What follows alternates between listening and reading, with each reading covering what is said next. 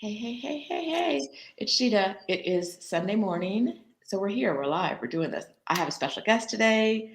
If you know me, you know her. It is Adalia from Picky Girl Travels the World. And we are here to answer all of your Mexico City questions.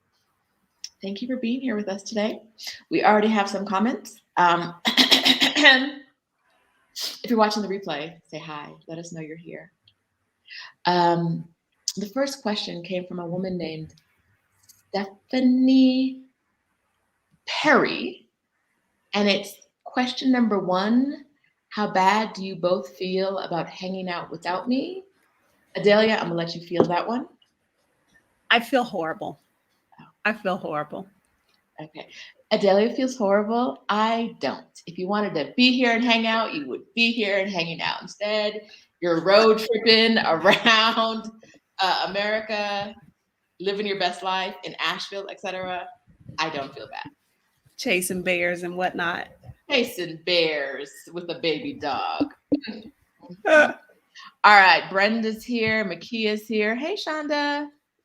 Lynette's here. Oh, Shonda, I just put you together between the two different platforms. I just figured out who you are on IG. It just clicked. All right. Good morning to everyone. Mommy's here. Hi, Mom. All right. So today we wanted to talk to you about dating in Mexico City and answer a bunch of frequently asked questions about the city because we get asked a number of the same questions over and over again. So I think let's start with some frequently asked questions and then we'll roll into dating a little later. Okay? All right. Hey, Nicole. Thank you. Morning, Francis. Hey, Miss Vice. All right. So one of the questions I get asked the most about Mexico City is about the dogs and specifically the stray dogs. A lot of y'all are scared that a pack of stray dogs is going to run up on you and like tear you to shreds. I don't know where that fear comes from. I don't know. I think the best way I can describe it is Mexico City is like a lot like New York City. I have never been to a place in New York City where I saw a pack of threatening stray dogs. They might be out there. Stray dogs are the exception here, like the Yes. rarity to see a stray dog, a dog that doesn't belong to somebody. Yes. It's a very big dog city. There are lots of dogs. You will frequently see dogs off leash walking around, but their human is not far behind. Their human is like 6 feet behind them. And the dogs here love to mind their own business. I don't know what it is. I don't know how they learned this. They are not bothering you. They don't even want you to pet them. They don't want what you're eating. They just want to go walk down the street. They are trying to walk down the street, and here you go with your fear freaking out. Don't do that. Don't do that. The dogs here, okay, so I have a friend in town, and the first day we were here, we saw one stray dog.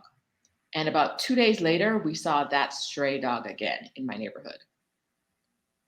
I think that dog has an owner, but the owner lets the dog run a bit. The dog looked really well taken care of.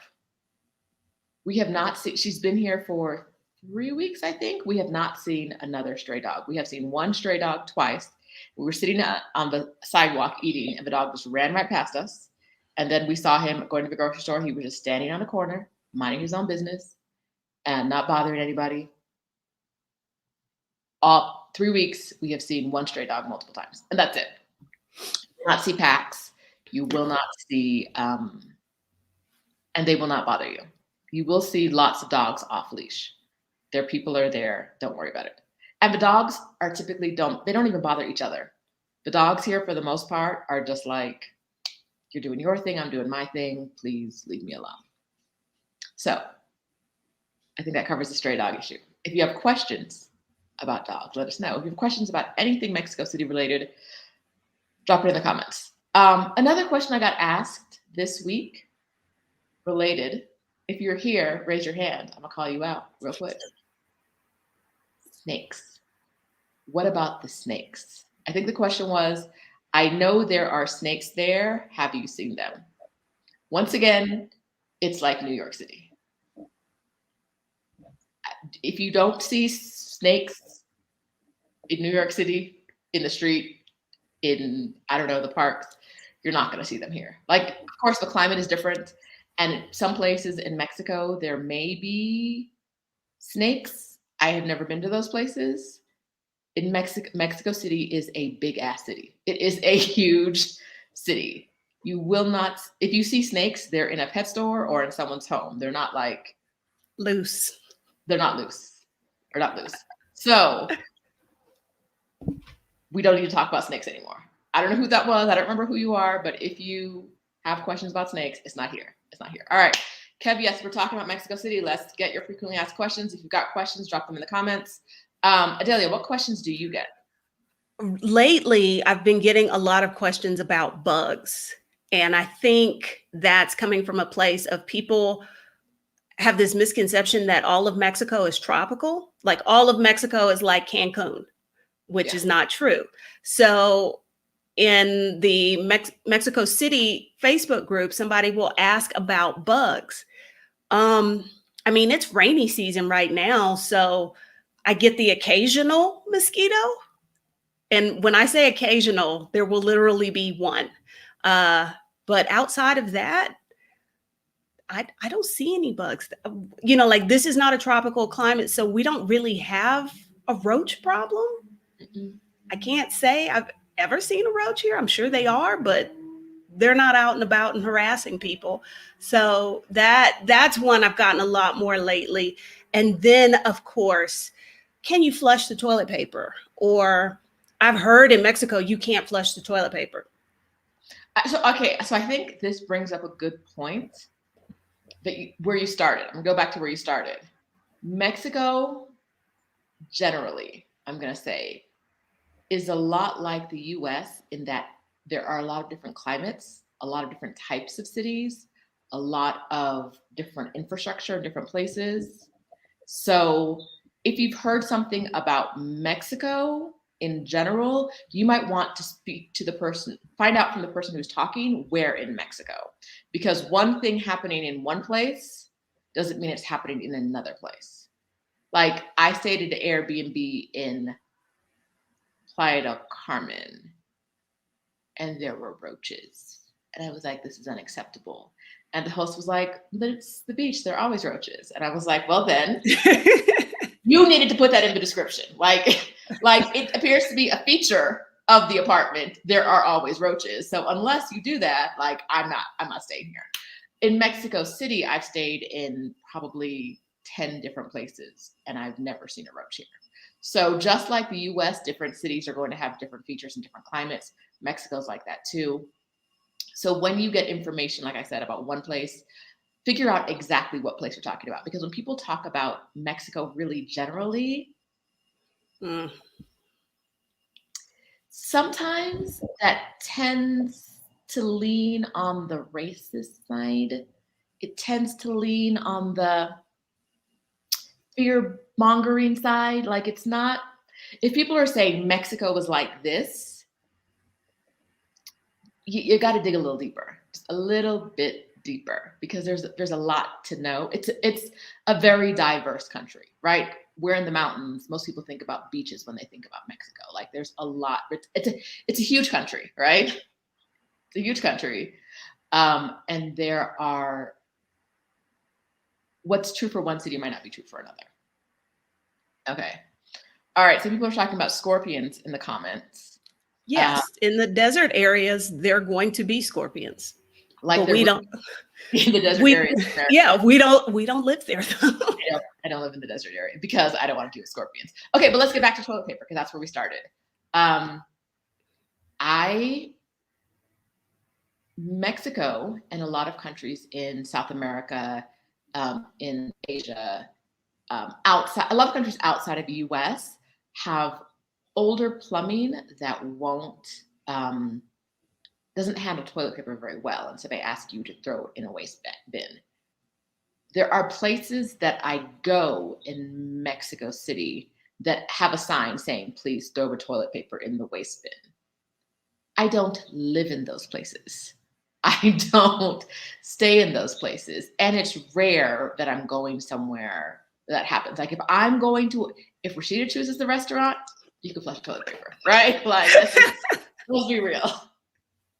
If I'm choosing the restaurant, you can flush toilet paper. It's if true. I'm to a local market and I need to use the bathroom because I'm shopping out in a local market, I probably can't flush the toilet paper, right? And so you just need to know where you're going and where you're going to be. So there is no one answer to can you flush toilet paper, because it's not going to be the same throughout a whole city. It's not going to be the same throughout a whole neighborhood.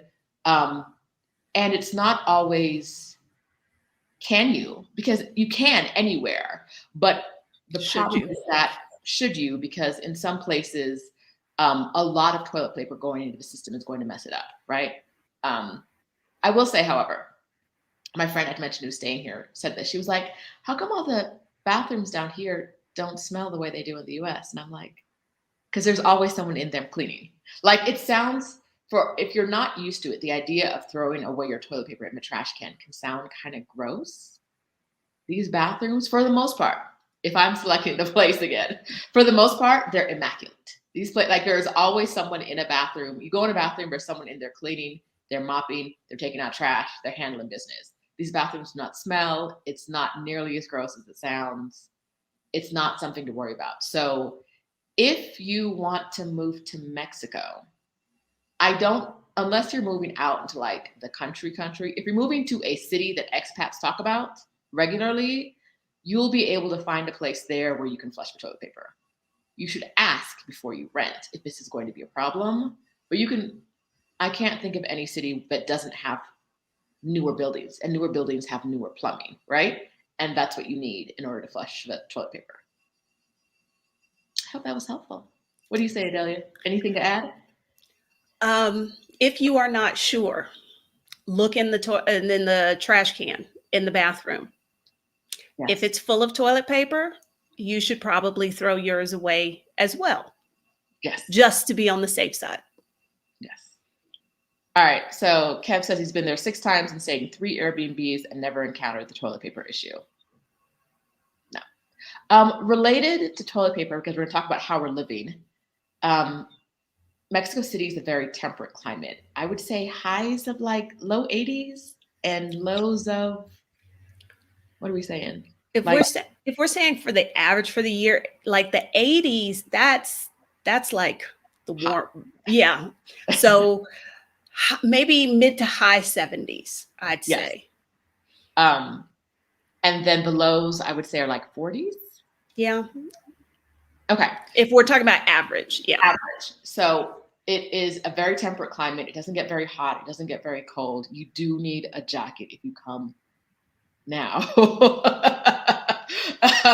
Yeah. So do not pack like you're going to the beach, because it's not the beach. Never. Like like I said, 80s is hot.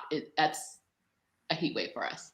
And so most places, unless you're staying in a hotel, most places won't have air conditioning or heat. We're not even sure hotels have heat here at all, but most have a lot have air conditioning. But if you're renting an apartment, don't expect that. Don't expect that. You're going to need to go down to Chedraui or Walmart or Costco and get a fan and get a heater, because you need both, right? A lot of the buildings here aren't insulated very well. Haven't figured that one out. Or at all, maybe. Because when you pass by a building that's in various phases of construction, I can't say I've ever seen anything applied that look remotely like insulation. That is actually a really good point. I have never seen anyone, like, they blow the thing in. Yeah. I have never seen any of that.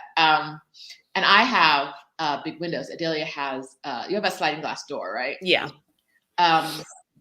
And so when it's cold outside, it's cold inside. Right here. Yeah. They got all kinds. They got the fancy Dyson. They got the regular cheap ones that don't work very well, but if you need it, you can get it. But yeah, if you plan on moving down here, you need a heater and a fan. Okay. Shonda says, Mexico City is in the central time zone. Does time go backward and forward the same days and at the same time as the US? You're right. It's in the central time zone. And good question, because I didn't realize that for a while. No, time does not change at the same time. Time changes like 2 weeks later. Yeah, I think we're about 2 weeks behind when the time zone changes in the US, but that's specifically for Mexico City. Yes. The rest of it, like Playa is on Eastern time zone part of the year, Quintana Roo is on Eastern time zone part of the year, and then Central time zone part of the year. It's not my business. I'm not like, give me one time zone and let me know what it is. And that's all I need. But yes, it takes a while. When the time zones change and I come on here and I'm talking about time, guaranteed to make a mistake, but it's not that hard to figure out once you realize what's going on. Like, you just need to know that you're not the same as those people anymore. So what you were saying last week when you were calculating time doesn't work right now. It's like a 2-week time frame and then everything's back to normal. Let's see. Hey, Miss J. Jontel. What's the best time of the year to visit Mexico City? What months of the year are considered the rainy season? So the rainy season is in the summer. I'm going to let Adalia handle the best time of the year to visit. I think rainy season typically starts end of May, beginning of June, and probably it can go into October, but typically by October, it shouldn't be raining anymore. Best time of year to visit depends on what you want. If you want it to be hot, like Mexico City hot, that would be April into May, where the high temperatures are like 85, 86 degrees, and it feels really hot to me here. I don't know. I think probably if you want to be here when there's like lot more stuff going on, because there's already a lot of stuff going on, probably starting in September, because Independence Day is in September. Day of the Dead is at the end of October, beginning of November. The time not to come to Mexico City would be around Easter, spring break, Semana Santa. But if you want to be here when there is no one else here, you should come. But if you want to experience crowds and all of that, no, everybody leaves the city and tries to go to the beach somewhere. Right. So Semana Santa is the week between Easter and... Y'all religious people already know what I'm talking about. It's Holy Week, and then it's another week. So I don't know if it's the week before or the week after Easter, but it's 2 weeks around Easter. Everybody's trying to go to the beach. I went to the beach a couple weeks after that. And the resort I went to was dead, completely dead. And I talked to someone there and they were like, oh no, we were packed. Semana Santa, like you couldn't get a room here. It was completely packed. I'm like, there are 3 people here now. And you're telling me that 2 weeks ago, it was like sold out. They were like, yeah. So it's definitely a time where if you want to visit the city, like Adalia said, and not see people, not have crowds, it's a good time to go. We're being kind of random, but speaking of not having crowds, I tend to not go out on Sundays in Mexico. Well, I tend to not go out, but specifically on Sundays, it's when a lot of things tend to be free for Mexican residents, and it's typically the day that a lot of them get off and have time to do things with their family. So places that like midweek you can walk into, no line at all. Like Sumaya, one of the big museums here. I walked in on like a Wednesday and there was absolutely no one in front of us. My friend tried to get in on a Sunday and she was like, the line was just wrapped around and wrapped around and wrapped around. I don't do Sundays here. I'll be in the house. What about you, Adalia?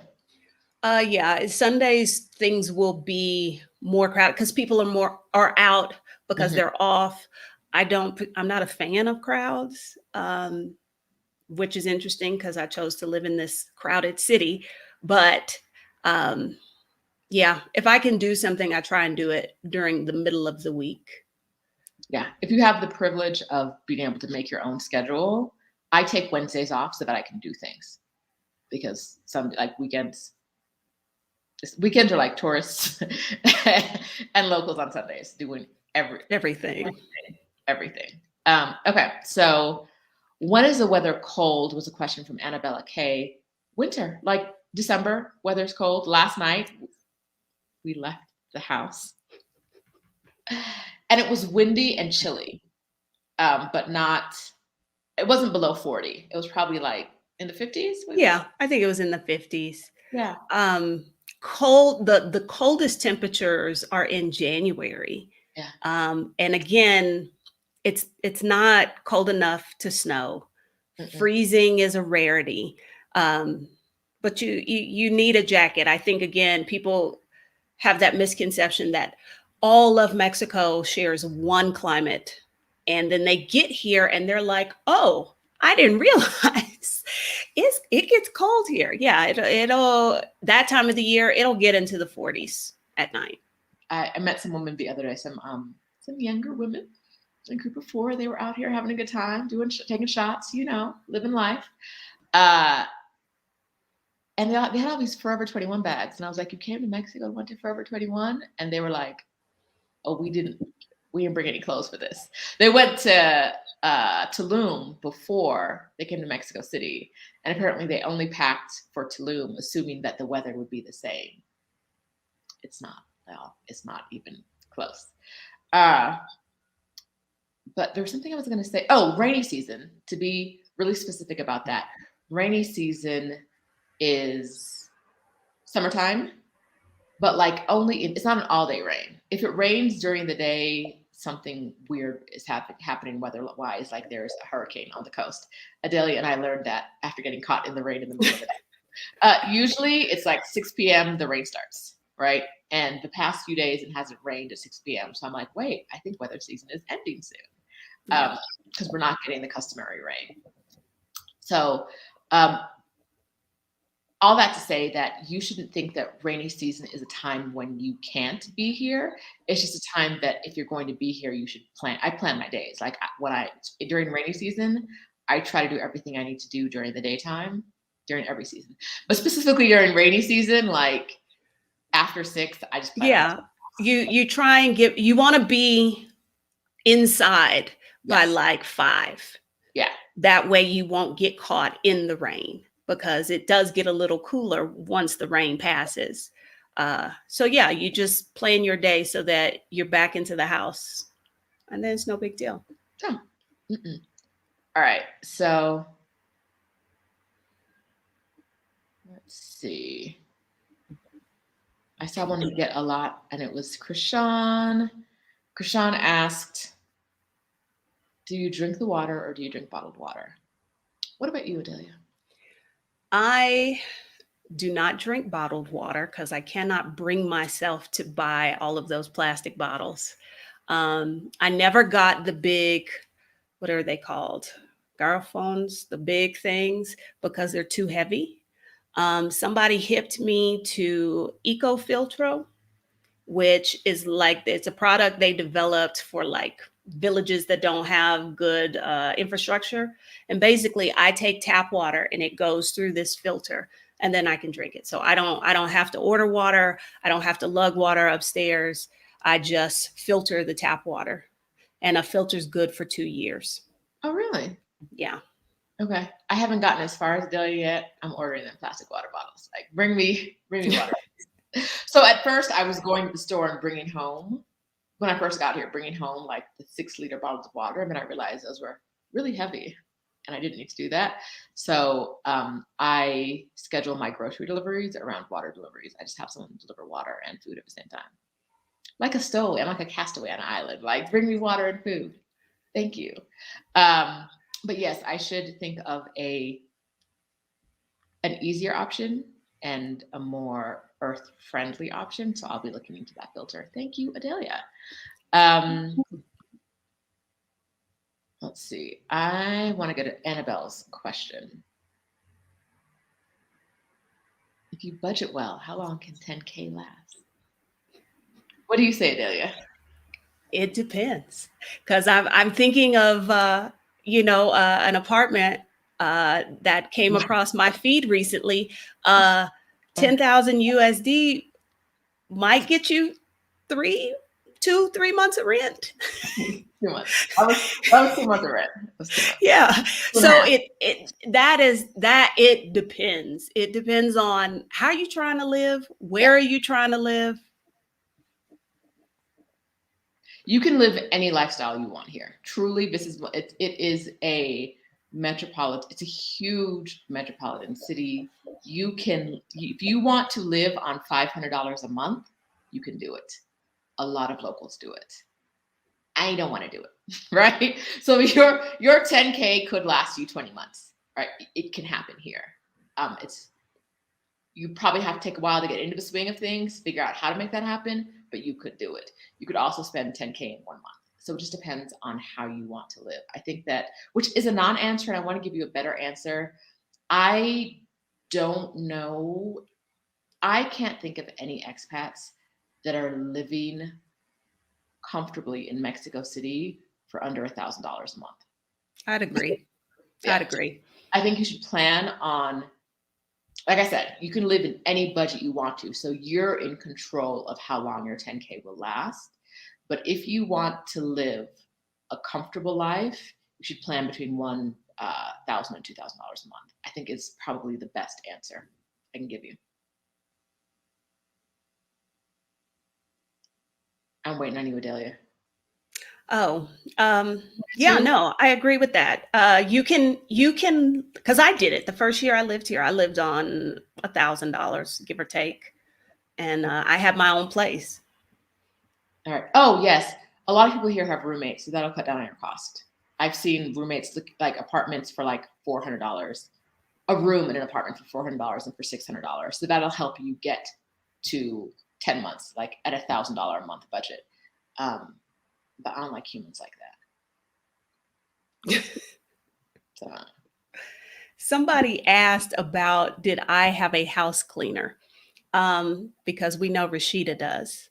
The answer to that question is no, because I don't like humans in my space.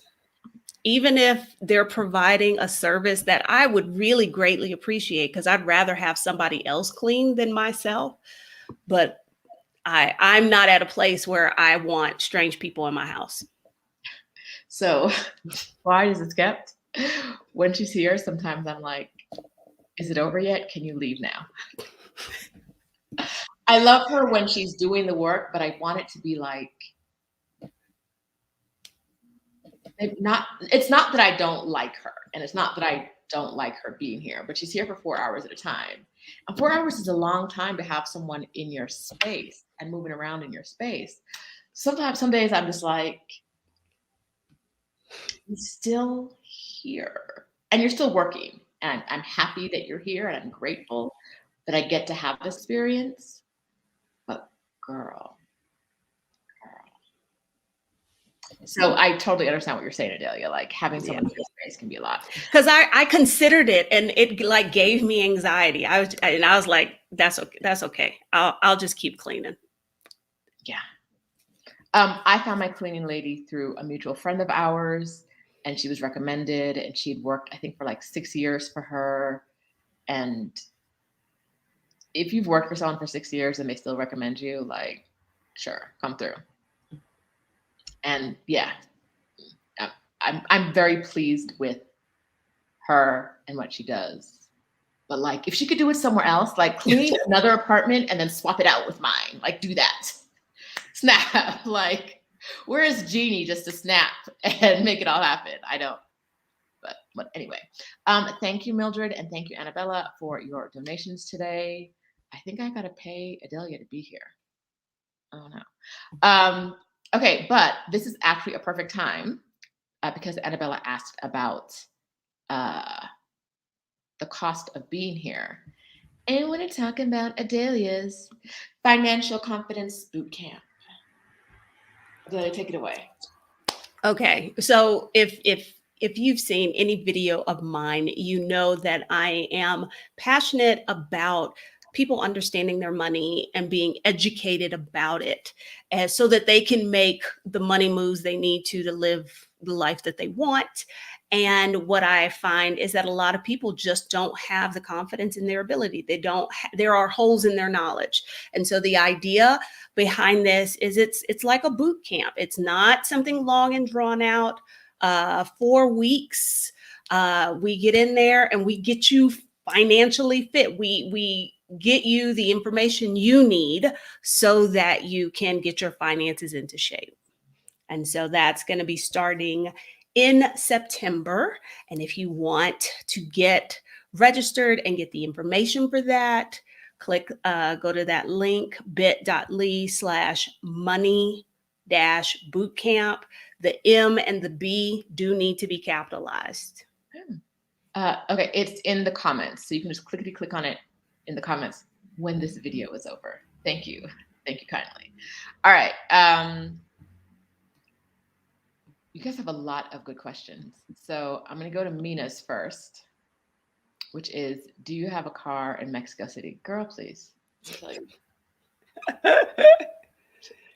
I can't tell y'all enough times how terrible it is to even think about driving in Mexico City. For me, now I know other women who drive in the city and don't have a problem. And I think that as you get used to it, it's less of a problem. But it's not like driving in any US city I've ever been in. Like, when you're at an intersection and you're in the left lane, a car from the right lane is going to make a left in front of you. And that is a Mexican left turn. They start in the right lane and make a left, and they don't wait, they don't hesitate, they don't signal, they don't honk. Go, and you're patiently like, yes, I don't want to hit your car. You don't want me to hit your car, so I'm not even gonna get mad at you. And there's a level of like patience and respect for other drivers, but not for like the rules of the road. It's too much for me.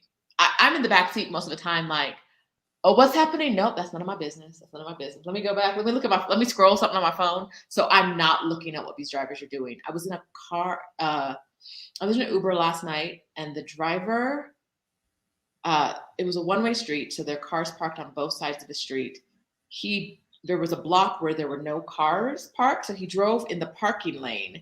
And then when we got to the red light in the front, cut over in front of the other lane of traffic. Just cut in front of them, like at the intersection. And I was like, I feel like in America, someone might be getting out of their car trying to fight you for doing this. Here, people are just like, it is what it is. So it's very much you never know what the drivers around you are going to do. And I'm not built for that. I need a certain level of certainty that you don't get here. Part of the reason I chose Mexico City was because you can live here and go about your business without owning a car. I am from Houston, which if any of you've ever been there, you know you need a car to do everything. And so I knew in my new life, I did not want to drive. I didn't want to deal with any of that. So that's one of the reasons I chose to be here. Mm-hmm. Yeah, I don't. It's not for me. All right. Katrina has a question that comes up frequently. And thank you for the donation, Katrina. When applying for permanent residency as a retiree, what is the number of days, months you must remain in Mexico annually? We're going to talk about how Mexico City is loud in a minute. But one of the best things about getting residency in Mexico is Mexico doesn't care how long you're here. You could be here 0. Like once you come 0 days. Once you come here and get the residency forms finalized, you could never be back, right? Now, if you're never there at all, if you have temporary residency, that they might care when you apply for permanent residency. They might not. Like we've told you before, immigration here is kind of like a great mystery. What are they going to do when you show up? We know what they say. We know what like the rules of the road are, but what's actually going to happen? Unknown. So yeah, you just have to try your best. But the answer to your question is 0. You're not required to be there, especially if you have permanent residency. If you come down, if you get permanent residency, you could leave and never come back in your life and still have permanent residency. So yes, the answer to your question is 0. All right.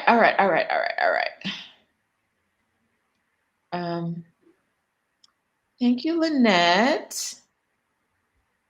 All right, Mildred had a question about health insurance for older women. Now, Adalia, you have a video about getting health insurance, right? I do. I did a live where I talked about what the options were and how I arrived at my decision to get private medical insurance here in Mexico. And what some of the other options are if you opt not to go that route. That video is called, I think. Can you drop me a link? Okay. Drop me a link. I was like, what does that mean? I was like, girl, come on now. Okay. Hold on, y'all. Give me a second. I'll get a link for that video. Maybe I will, maybe I won't. But yes, I did do a video where I talked about that. And I did have to, provide information like age and what do you call it? Pre-existing, all of that good stuff. Okay, let's see. Here we go. All right. My computer is wanting to be super slow, so I apologize, y'all, for the delay. We're going to get it. As I'm going through the rest of your comments now, because I know I missed something, I think from Nicole. All right, here's one. Here is Adalia's link. Boop, boop, boop, boop, boop, boop, boop, boop, boop, boop, boop. So I think for health insurance, you just kind of have to go out there and do your research over what plan is going to be best for you and what kind of insurance. But Adalia gives you some options of where to start your search. Okay. Shauna says, is it humid there? I'm about to burst into flames due to the heat here, but I'm sweating so much from humidity and I never actually combust. It's not humid here. No, we have the opposite problem. Like you need your lotion, your almond oil, your shea butter, because otherwise you will be ashy because it's dry. Dry. It's dry. It is dry. It's dry and a little dusty. Yeah. It's a little dusty, which is why I have a cleaning person, because everything just gets like in it. I'll mop the floor one day and then 2 days later I'm like, yeah. That I don't want to do that all the time. But it's not like an old West movie. We always see these like Mexican movies with like the sepia tone and like there's wind blowing down the street and dust. It's not like that. It's just like we're in the mountains, it's dry. There's like a little hint of dust, but you don't feel it when you're outside or anything like that. It's not like the desert. No. Okay, Makia, I hope I'm pronouncing that correctly, asked if there are good veterinarians here. Leaving that for Adalia because I'm no longer. Yes, there are veterinarians here. I have not, a lot of the doctors, nurses, and the vets are trained or have been trained outside the US and come back and work here. So finding a veterinarian is literally as simple as you walk whatever neighborhood you're in and walk down the street, and there's probably one within a couple of blocks. People love their pets here. They're really well behaved. They're really well taken care of. And when I say pets, I usually mean dogs, because it's rare that you see a cat. Cats are here, but it's rare that I see a cat. But they love them, and so they take really good care of them. And I lived in a neighborhood where there were virtually no foreigners, and I just walked down the street, happened into a vet. I'm trying to explain to her that I need a travel certificate for the dog, and she was like, "Do you speak English?" And she spoke. This is her asking me, because I assumed she would not. She spoke English, easy peasy. So no, finding good vet care is not hard here at all. All right. Here's Nicole's question. And Nicole, thank you so much for being my guest last week. You were amazing. Amazing. Okay. How are the gyms, yoga studios? I haven't been to a gym here except for the one in my building. I have been to some yoga studios and they're great. Like all the yoga classes I've been to here were taught in Spanish, But if you know a little bit of Spanish or a little bit of yoga, you'll be fine. Like, you'll figure out what downward dog is, right? Like, really quickly, you'll pick up on the things, on the directions they're giving you. Even if you don't speak Spanish, if you can follow a yoga sequence, generally, like, you'll be fine. If you're a newbie who doesn't speak any Spanish, you're going to want to find a place that caters to expats. But other than that, you can, if you're not a newbie to yoga or a newbie to Spanish, you'll be fine in a yoga studio here. I don't go to gyms because there are other people in them, but I pass gyms, and there's the whole gamut of, what's the thing where they flip the tires and pull the ropes? CrossFit? Yeah, there's that, there's boxing, there's the whole gamut. And then at any sizable park, there's going to be classes, like somebody doing boxing classes, somebody doing like personal training on top of exercise classes that are offered by the city at the park. Yes. So I have a friend here who just moved to Portugal, but I'm pretty sure she took boxing classes and salsa classes in the same public park. Like, that's just how they are. Also, if the park has, I'm getting an idea for Adalia. We're never going to actually do this. But if a park has actual workout equipment, like, how some of the parks have like built-in stuff that you can throw your body around.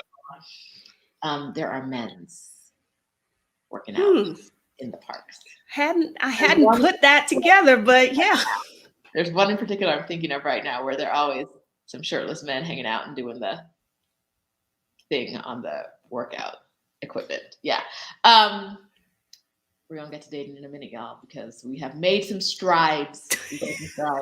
We'll see what other questions you have. This one is from Shonda to Adalia. Can you do some videos about a day in the life for people who hate to spend money? I'm trying to figure out, should I take offense that I got asked this question? Girl, please. No. Hey, I know who I am. I have thought about that. Maybe doing like just going about the day and sharing like how much that day costs. I have considered that. So it's in the realm of possibility.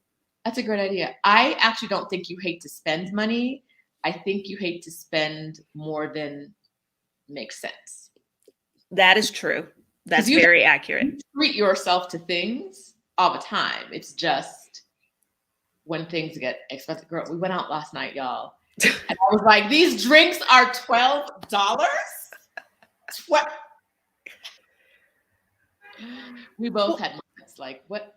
Well, that's like Wednesday I woke up and my neck hurt. And so I was like, massage. Is there a nail place near this massage place? Okay. And I went. So yeah, I treat myself. It's not that you have to spend money. You just want to make sure the price is right. All right. And if you're not already following Adalia on Instagram, go ahead and get over there. She is Picky Girl Travels.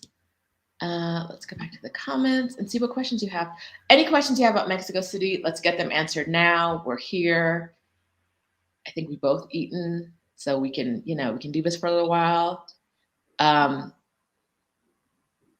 This is a good question. Are there any areas you would recommend or not to live to someone who's never been to Mexico City? Okay. I think the first thing you have to decide if you're thinking about staying in Mexico City, whether that's short-term or long-term, is whether you want to be in a place that is more local or more expat. And expat, that's not even fair. More local or more like not from Mexico City. Because even expat neighborhoods have a lot of Mexicans. They're just not necessarily, some of them will be from Mexico City, but they're not necessarily from Mexico City. So it's like, immigrants to the city. Like, do you want to be in a people who've been here their whole life neighborhood or people who moved here in the past? Yeah, you need to know what's the vibe you want in the neighborhood, because that's going to dictate that the answer. That's going to dictate the answer. Yeah. So if you're looking for an expat neighborhood, a lot of you'll hear the same places, like same 4 places, I think, over and over again. So it's Roma, specifically Roma Norte, Polanco, Condesa, and what am I forgetting? Blanco, Condesa, Roma Norte. Both of the Romas, Roma Sur, Roma Norte, Condesa, and Polanco is really, if you ask about an expat neighborhood, those are the ones people will tell you.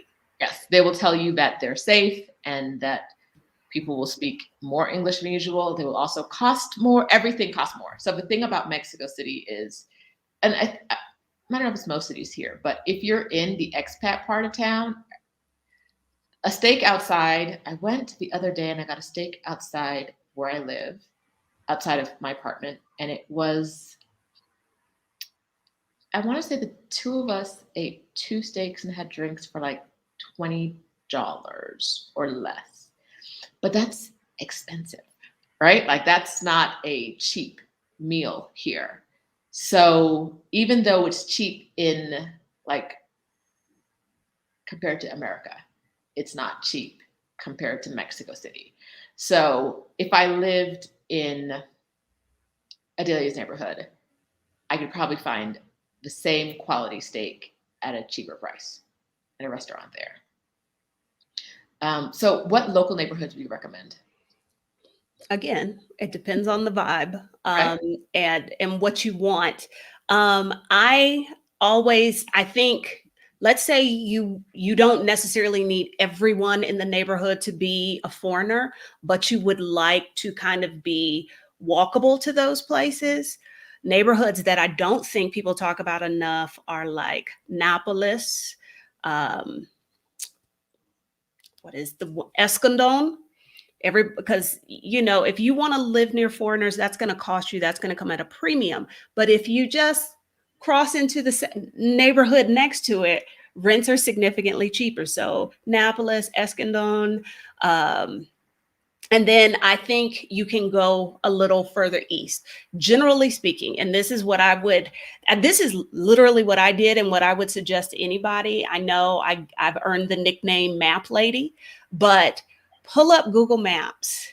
And when you zoom in and out on Mexico City, you can get to a level where it shows you the different neighborhood names. And you'll notice that most of the places that a lot of foreigners live are in the western part of the city. I say move a little to the east, not all the way to the east, but you can go like a neighborhood or two adjacent to those and be in really good areas. I'm probably 3 or 4 neighborhoods over, but my neighborhood is safe. It's quiet. I had somebody doing some work in the apartment, a foreigner who lived in Centro, and she had to run to the store and she came back and she was like, what is this neighborhood called? It's so quiet. It's so clean. Yeah, that's right. But I'm not going to tell you because I don't want you to live here. So now, mind you, Adalia has said our neighborhood is quiet and we've heard the sirens go past twice. Quiet for Mexico City. Right. Now, and you also have to realize I live on a major axis in the city, and there is a fire department, and next to it is a police station. And so I figured the trade-off is like I can put up with sirens because if something goes down, those people are right across the street. Mexico City is a loud city. Someone asked me the other day, like, do people play music there? Like, do you hear loud music a lot? And I was like, I don't hear loud music playing a lot, but the sound level is always high. Like there's always, yes. And people don't honk their horns a lot, but somehow it feels like there's always some sound around you. So if you are sensitive to sounds, there's probably a neighborhood in the city for you. It's not going to be sensitive. That's what I was going to say. There are very specific neighborhoods. If it being really relatively quiet is important to you, then there are very specific neighborhoods. And that's why I say you really have to narrow down what is the vibe, what is it that you're looking for before you get suggestions on neighborhoods. And are there any neighborhoods you would not recommend just off bat? I mean, you go to any foreigner group, they'll tell you don't move to Doctores. And I would say not necessarily just because it's unsafe, it's just not going to give a foreigner the experience. They're not going to have the stores they want to go to and the restaurants they want to eat at.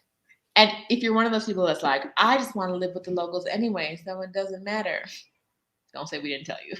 Don't say we didn't warn you about Doctores. So Doctores, we've mentioned this before. It's the only neighborhood in Mexico City that I have stumbled into and been like, oh, let me put my phone in my bag.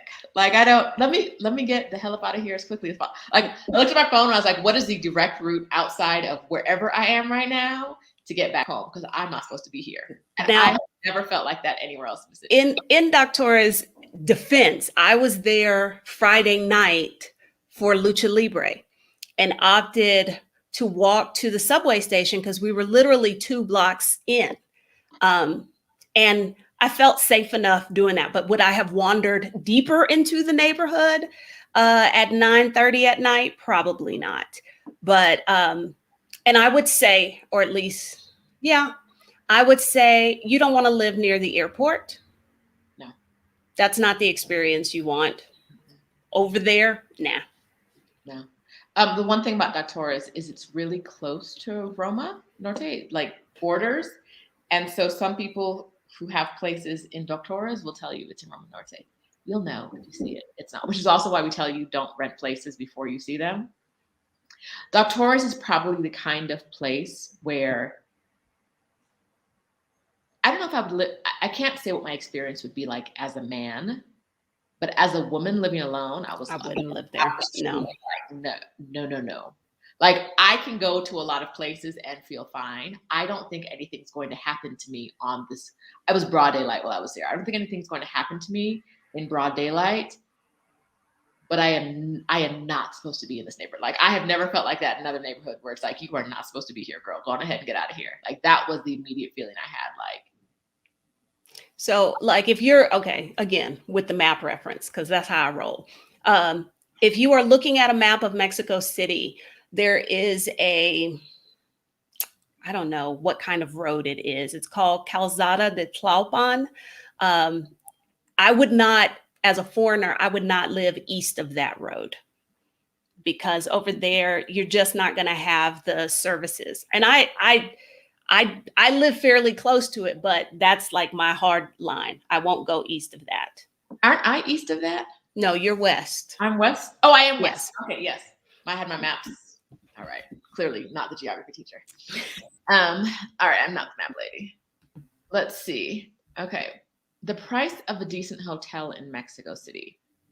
Hard to answer because decent means different things to different people. Someone asked me for my favorite hotel the other day, and I was like, it's the St. Regis.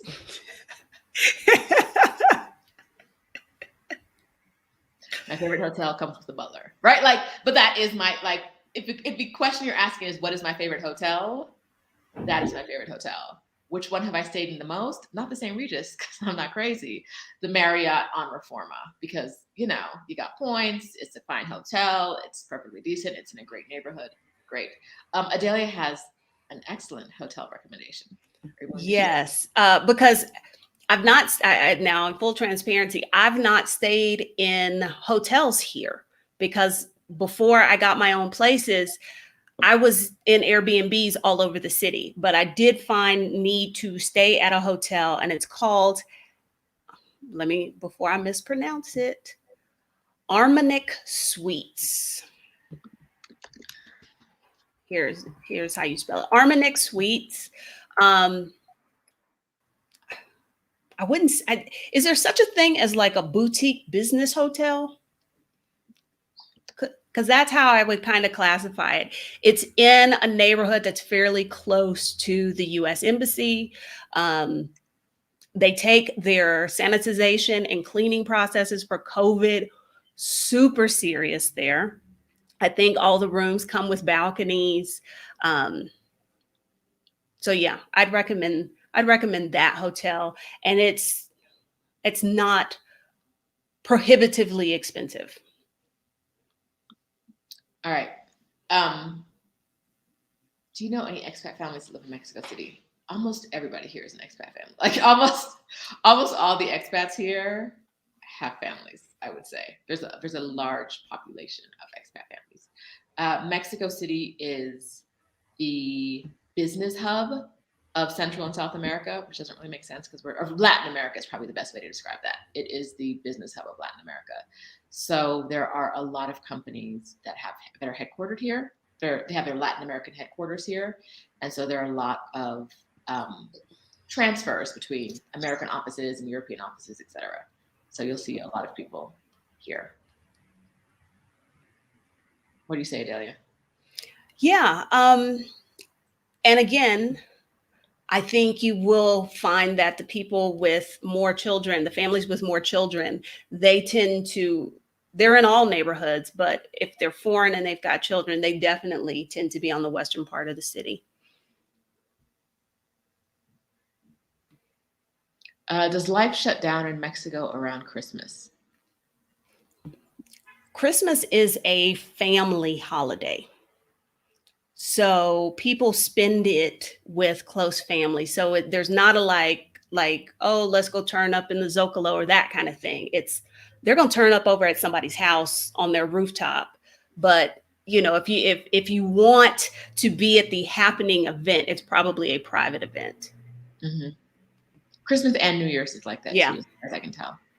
I ended up at a New Year's party at someone's house because the tour I went on like the day before, the tour guide was like, come to the party. And then it was like, I'm part of the family now, I guess. It wasn't even his family's house. It was somebody else's family's house. But like, that's just how things rolled.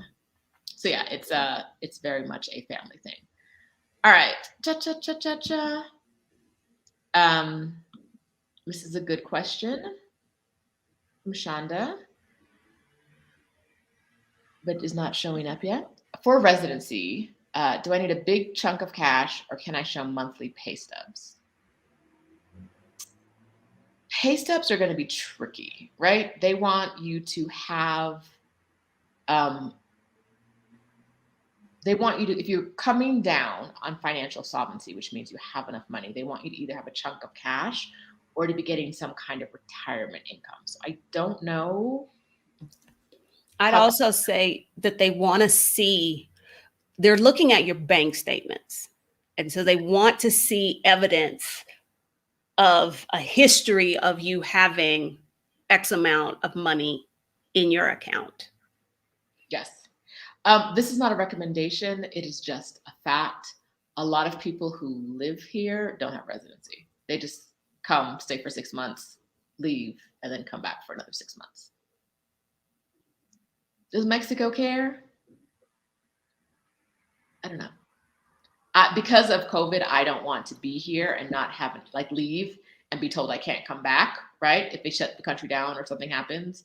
And that's why residency was important to me. But I would say a lot of the expats here who aren't here for work, like their work sent them here, a lot of them don't have residency. They're just using the 6-month visa. So, yeah, let's see. Hey, EJ, it's your first time here. Good morning. Hey, Mildred, we are all one. Hello, hello. Hey, Krishan. Katrina says Mexico is the second residency on my list to obtain. I would love to know what the first is, Katrina. Let's see. Can you get sushi in Mexico City? We talked about this the other day. The answer is yes. Yes. You can get sushi in Mexico City. You can get on my street. If I go out to I'm surrounded by 2 medium-sized streets. The one, if I walk one way, I'm walking into a more gentrified part. If I walk the other way, it's a little bit more local. If I walk down to the local part, there is a sushi restaurant, maybe 3 blocks away. Closer, maybe 2 blocks away, there is a sushi stand, one of the side of the road, like a taco stand on the side of the road. There's a row of like 5 of them together, and one is a sushi stand. I'm not buying sidewalk sushi. But there are plenty of options here if you do want to buy sidewalk sushi. Plenty of options for sidewalk sushi versus options for bougie sushi. There is middle of the road sushi. They do sushi here. They do it well. Some of the not sidewalk, but I've had. I would not know, but okay. They do it well. But yeah, you can get. I don't know what the sushi rolls cost at the side of the road because they don't have any refrigeration. It's just ice. Like in the morning, a guy comes by and drops off a block of ice at most of the stands that you see on the side of the road. It's just not for sushi. Like tacos, sure, great. And even now, these days, I'm not eating anything by the side of the road because of the pandemic. Sushi is not, no. I don't. All right. What about emergencies? Is it smart to register somewhere? What if family members need to reach out and don't hear from you? Do they contact the State Department? Maybe they could. Yeah, you can register with STEP, the Smart Traveler. I can never remember that damn enrollment program. Right. You can do that. I say, what if you lived in a different state from the majority of your family? What would be your emergency plan there? Do the same thing. And you do the same thing here. Yeah. You can contact the State Department, but like, it's a pandemic. They're not really trying to be doing too, like, they don't want to go to work themselves right now, which makes sense. This is not a judgment, right? Like, are they going to track you down? How long do you have to be missing before they do that? Give them someone's, like a friend's phone number, you know. All right.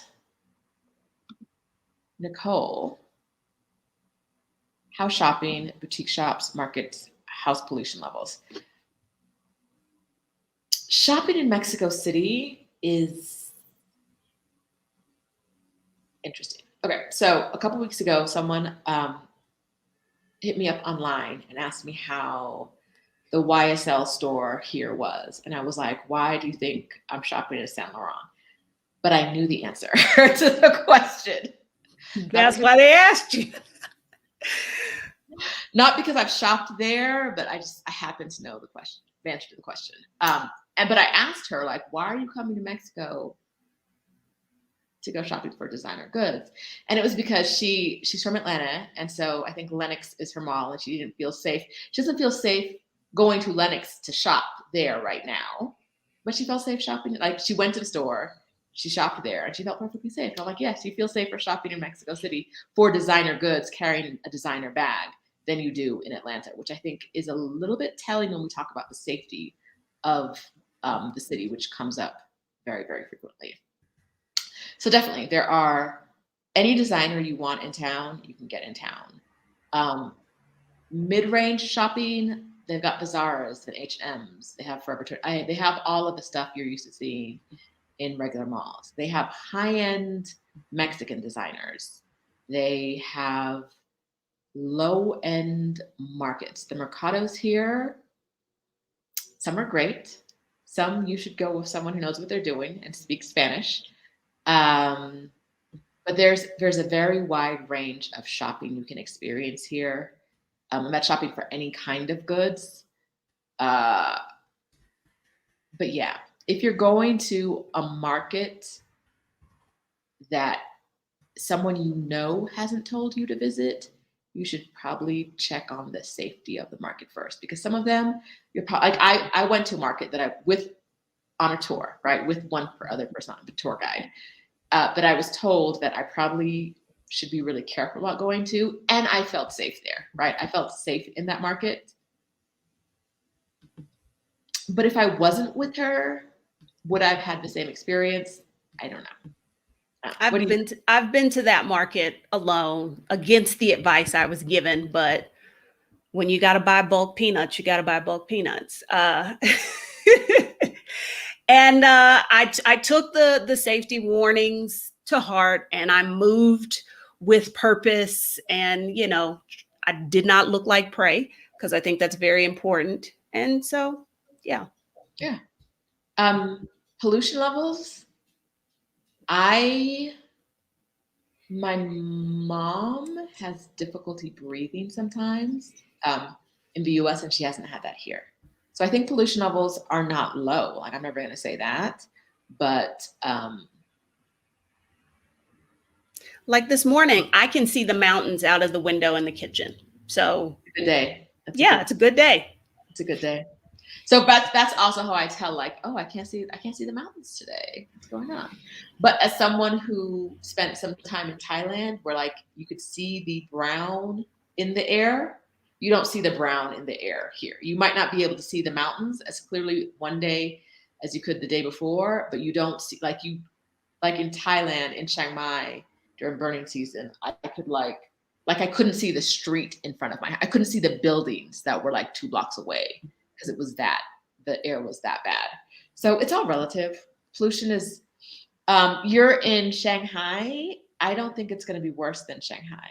No. I don't think so. All right. Greta says, I hear Mexico City is a foodie's paradise. Is that true? Yes. I say yes. What do you say, Adalia?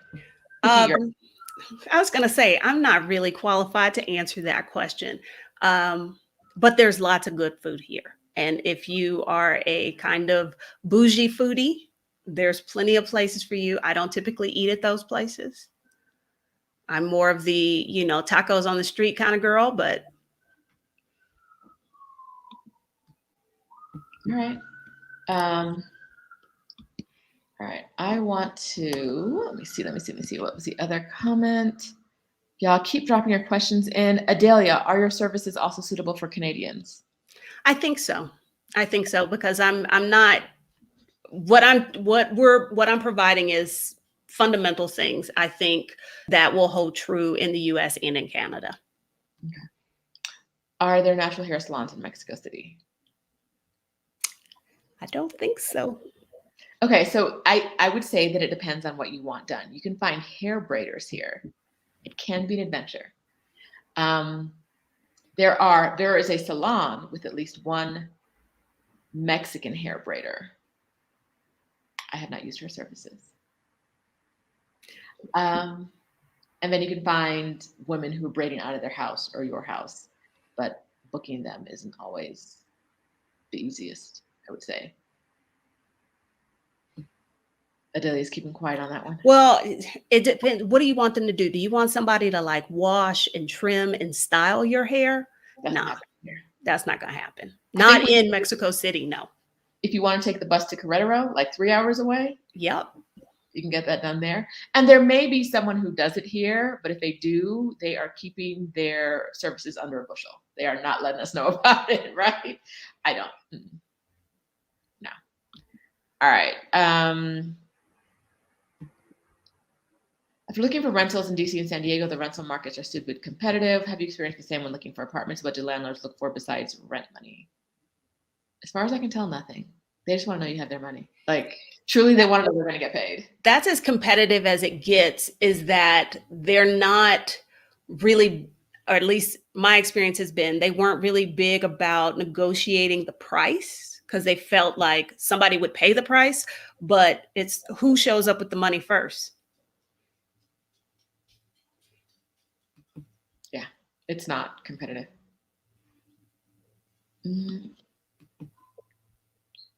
Wait, I just did something and it didn't work.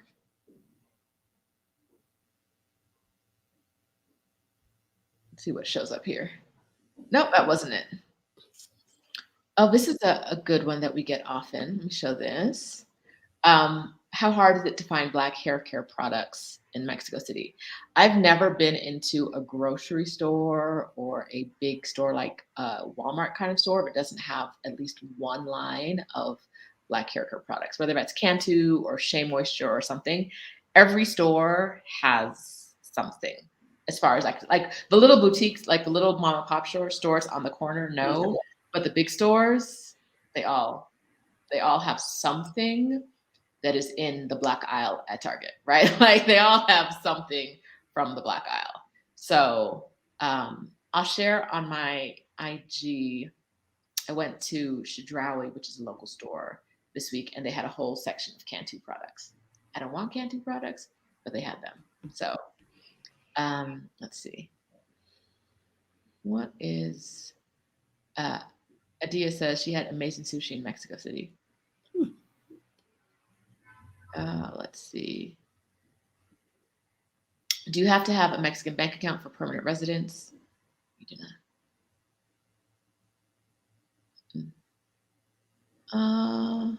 Let's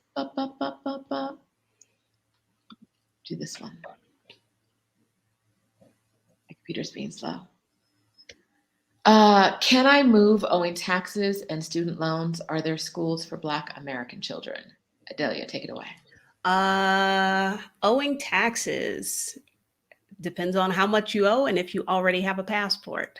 Uncle Sam will not issue new passports to people who have significant tax debts.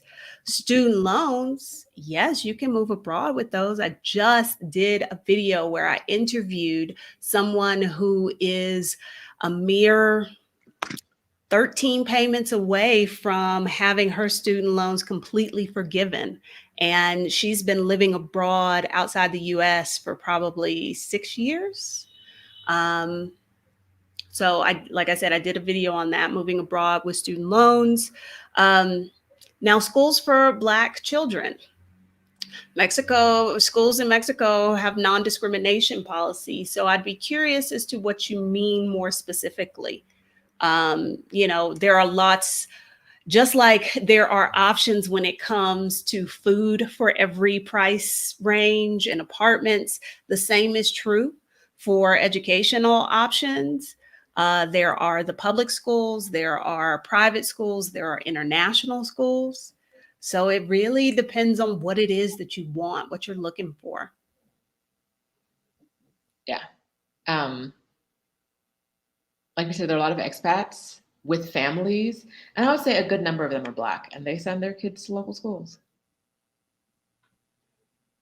Let's see.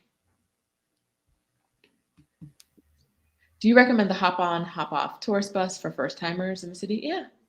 You were on it the other day, right, Adalia? Yeah. And what I was going to say, the regular hop on bus tour of the city, I do recommend, because it actually is a relatively stress-free way to get to see multiple parts of the city, to kind of get your bearings. What I do not recommend is the tour bus lucha libre experience, which is what I did Friday.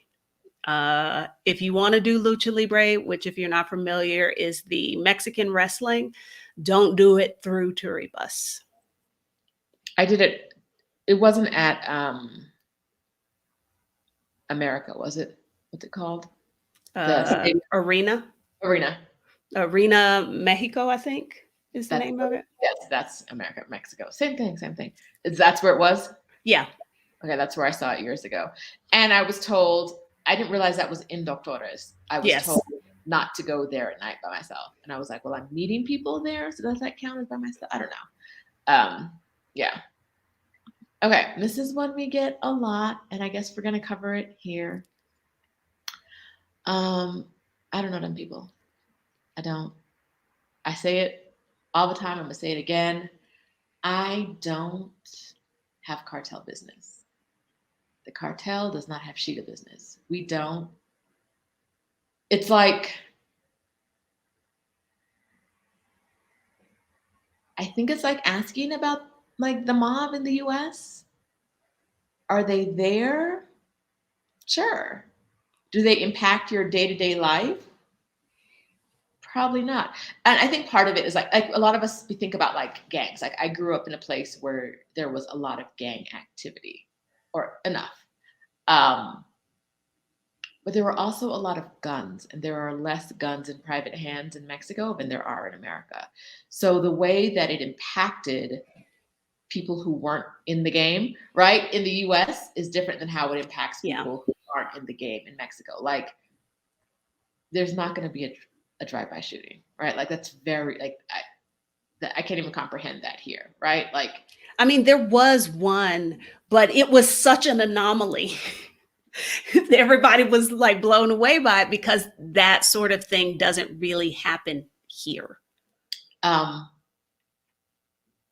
We don't hear every weekend about like all the people that died in the city like you do in some cities in the US. Like that's just not a thing here. Is there cartel on cartel violence?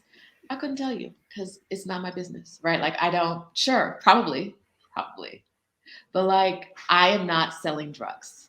I don't know what happens to drug dealers and whatever else the cartel does. Do they exist? Sure. I don't know. I don't know the ins and outs. They don't impact my life in any way. I do not, no one I come in contact with has been victim to cartel violence, right? No one I come in contact with is doing anything related to the cartel either. So it's kind of like, if you stay out of those circles, you're probably not going to be impacted by those circles. Cartel violence is a boogeyman America has created. And okay, to be fair, there are parts of the country where that is going to have a bigger impact. But if we are talking about specifically Mexico City, for the average person, that is not an impact in their daily life. I would say for most of the cities, it's the same thing. Like there are like border towns, right? Like there are some smaller places where the cartels have a bigger foothold, but the idea that Mexico as a country is run by the cartels and the police work for the cartels and the government works for the cartels is this like thing that has been created that is not realistic. And if it is, it does not impact. Like if the cartel is really running the government of Mexico, it makes no difference to me, right? Like it does not, either way, the taxes on products here are still 16%. Like what? Like it does not impact me at all, right? Like how I hear of it in some towns, like if you want to start a business, the cartel might come try to like collect. From what I've heard, that seems to be a smaller town experience. Would it happen here? I don't know. Maybe. Are there towns in America where someone might come to collect if you start a business? Maybe. So it's truly one of those things where we're not saying it doesn't exist. We're saying it doesn't impact us, and that, at least I'm saying, and that it has been blown up in our American imagination beyond what it is and how it impacts most people. So yes, there are some towns that are probably not safe. I'm not going to border towns. I ain't got no business in border towns. I am not going to cartel hotspots, although I wish I knew what they were, because we're going to get to this in a minute. We cannot find them. But there's for the most part, I feel safer in Mexico City than I do in most major American cities. You've said that. I've said that. I think if you watch any content from most foreigners that live here, they say that. And I want to be clear, we're not saying that like trying to trick anybody. This is our true personal lived experience. That at 9:30, almost 10 o'clock at night, I was walking down the street in Doctores, a Black woman, and I had some people trying to sell me probably fake tickets for wrestling. But other than that, I went about my business. I really didn't expect anybody to shoot me or those kinds of things. So if we're not talking about it, it's not that we're trying to brush over. It's just, it's not a daily issue. I have seen people ask that on Facebook groups, like, are the people who live there just trying to trick us? They don't talk about the violence. They must just be trying to pretend it doesn't exist. And I'm like, I tell you about my life. I tell you what happens. If I felt unsafe here, I would tell you, and I probably wouldn't live here. Like, we're not trying to trick you.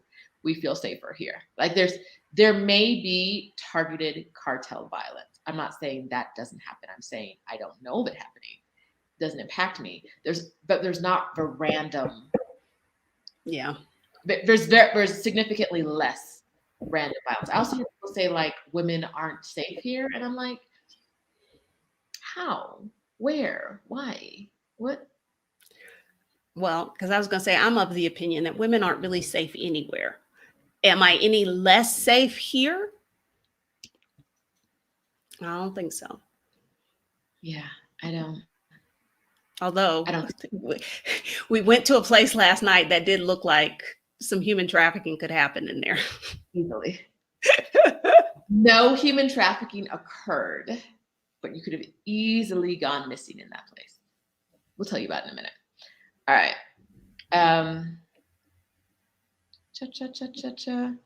Does Mexico residency require you to give up U.S. citizenship? No, it doesn't. Let's see. Do you see Mexico going the way of Atlanta, meaning becoming overcrowded because everybody moved here? There are over 20 million people in the city. Like, how many more people need to move in before it becomes a problem? I don't see it being a problem. We're probably going to run out of water. You know, that's something else you got to know about Mexico City. It was built on a lake and not meant to support this many people. The city is sinking. We have water issues. So we'll probably run out of water before it gets overcrowded like that. No.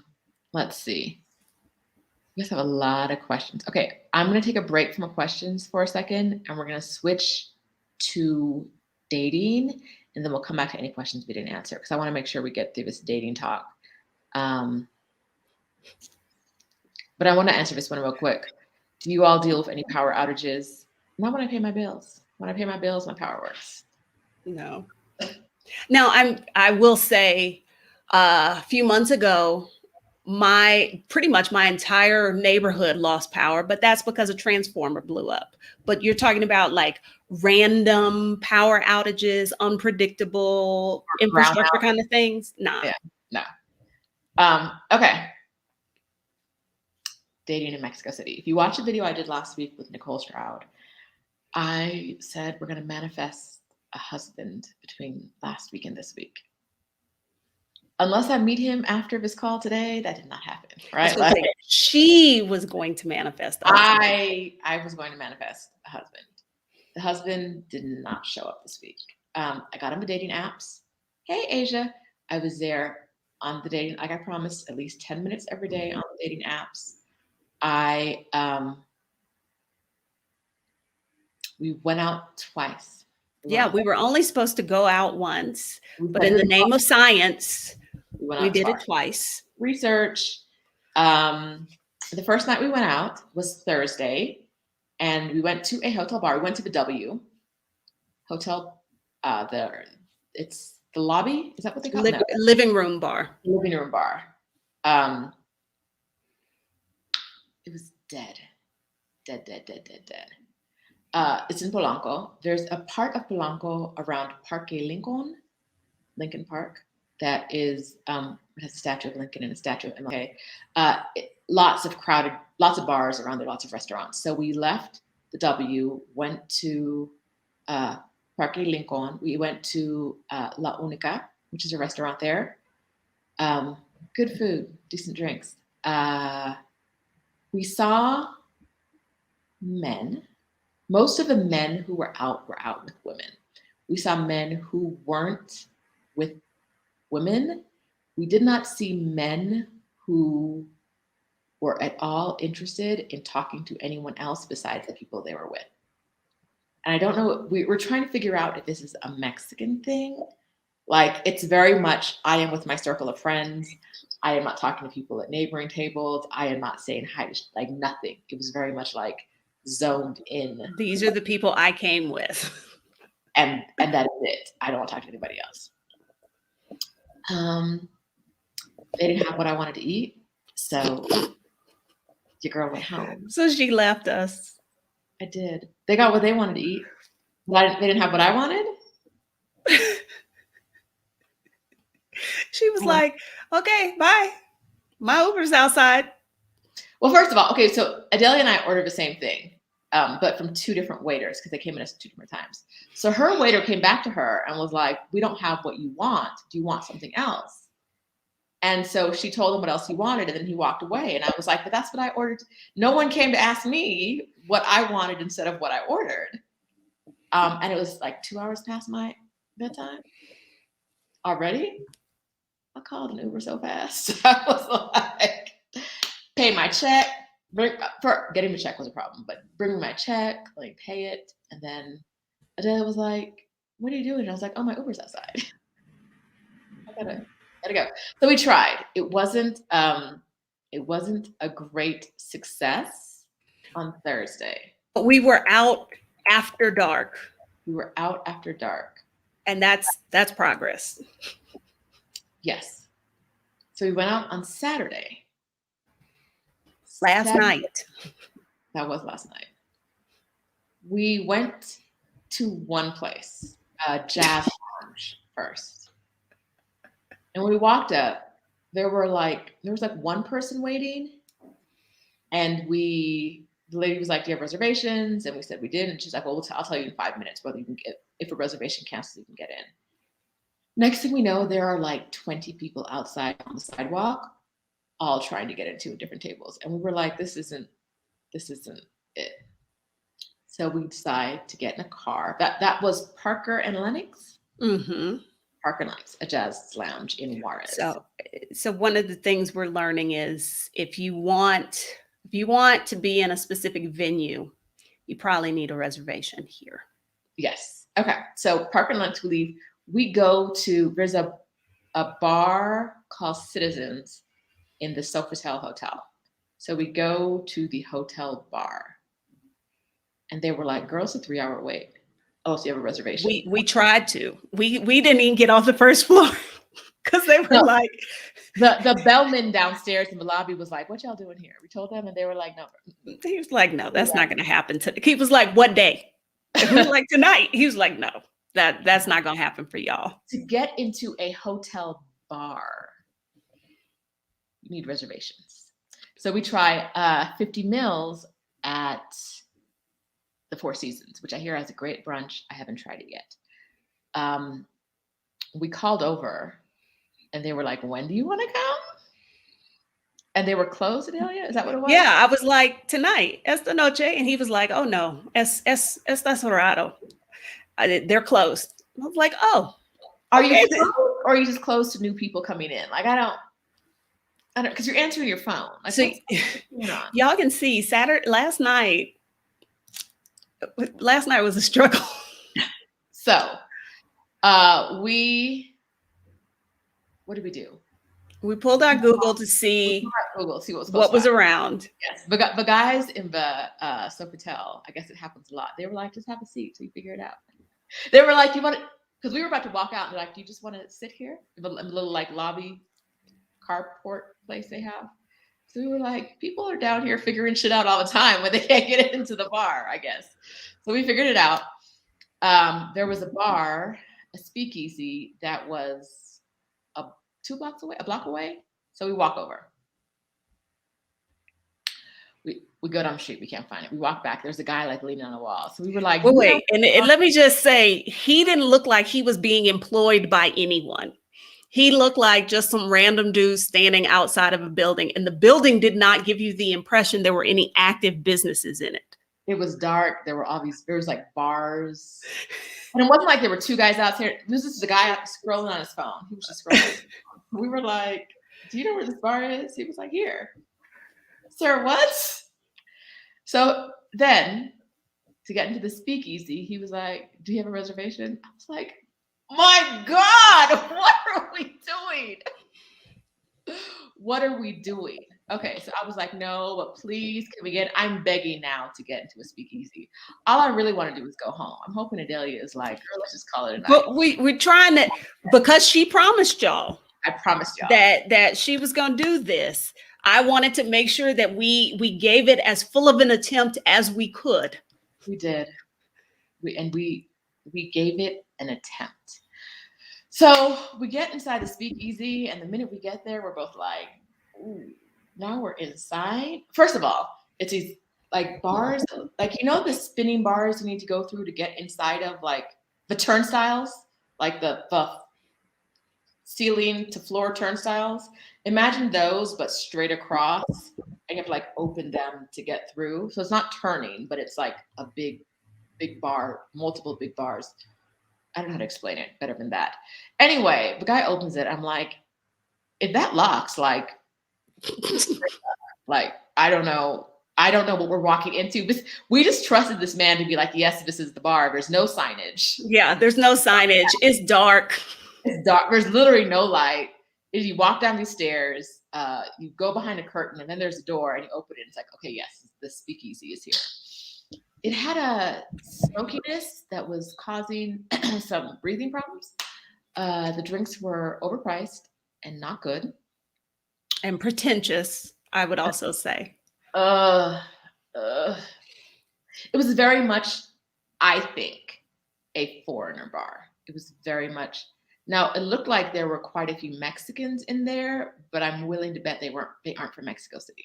Like it felt like, what's happening? There's a lot of like, ew. Because it almost looked promising. A guy because we had no reservations, we had to sit at the bar. And the guy next to me was like, what did he say? He asked us some question. First of all, this is the first man Yes. to talk to us. Yes. The first question he said is, "Are you from America?" And we're kind of like, I mean, kind of, yeah. And so we talked briefly. He left right after we got there. And it was another night where people only spoke to the people they came with. There did not seem to be, and not just the men, the women also. No one seemed to have any interest in communicating with. No one was trying to meet anybody else except the people they came with. That's what I would say on the whole. Nobody was trying to meet anyone. No. And so we stayed there for the length of a drink, and then we left. The bar is Zalman, I think, Xaman. It was really close to the Marriott, and the Marriott never fails me. So I was like, let's just go there and think of our next plan. So we got there. The guy was like, what room are you in? And we were like, we're in the bar. But our room number is the bar. So we went to the bar, sat down. And the minute I sat down in the bar, I was like, no, this is the time when I call my Uber. I was like, this is it. I'm going to sit in this bar. Because also downstairs, the reason we wanted to go somewhere else, went to Marriott, is because downstairs in Zalman, there's no service. You are downstairs. It is dark. You don't know what you're walking into. Absolutely no cell phone service. So we couldn't even just call an Uber. We couldn't even come up with the next part of our plan. No. And it's cold outside, so we don't want to be outside. So we're like, let's just sit in the lobby, the bar of the Marriott. So we sit there, and when the waiter comes over to ask us if we want drinks, I was like, we were like, no, and he just was like, okay, like y'all just sit here. Sit here as long as you want. I said, the Marriott never fails me. They do not. Y'all want to just kick it here and use us for a little bit of heat? and Pretty much. Go for it. And then I went home. But we tried. Okay. Also, so I've been on the dating apps for a week. I counted today, and there are 13 open matches that I've been talking to for some part of a week, and not a single one has said, do you want to X, Y, or Z? Like not a single, not a one. Not that a one out of them. Was my problem. What do you want to do? What are you doing? I have said to a bunch of them, like, what are you doing this weekend? And it's like, oh, I'm just going on a bike ride. Okay. There is no, well, hey, can we grab a drink? No. Can we meet up? No. That was my experience when I tried Bumble, and I was matching with primarily Mexican men. I don't particularly have interest in dating a foreigner. Well, I don't know if I should even use the word dating. Hanging out with a foreigner. So I was trying to be open to all of that, but that repeatedly happened. Or even if we got off the app and I gave them my WhatsApp number, it was just more of that. Never did they say, hey, let's go to this place, or do you want to do this thing? It's just chitter chatter. All right. Now this is a good question. Do you use the Facebook communities to find out what's going on? Adalia was on it last night. She was on her JOB. She was like, you know what I'm going to do? I'm going to ask these women in these Facebook groups where they go to meet men. And the answer is... when y'all find out, let me know. Everybody in the group was like, girl, we don't know. We're not like, what is dating here? Okay, so the answers were like, I don't know. I keep getting stood up. I met someone on an app, which I told you we're trying. What else was there? Because I'm looking at it now.